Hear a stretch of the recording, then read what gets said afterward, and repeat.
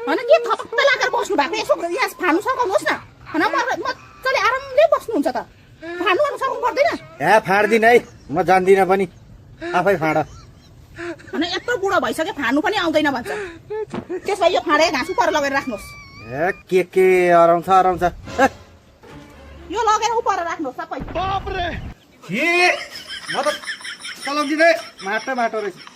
अनि बारीमा फाँडेको माटो त हुन्छ त गिलोमा फाँडेको सफा चाहिँ कहाँबाट हुन्छ म त गर्दिनँ भर्खर नआएर आएको कि म छुदिनँ त्यो फ्याल्नु हुँदैन नि यहाँ फाड्नुहोस् त्यसो भए छिटो फाड्नु सघाउनुहोस्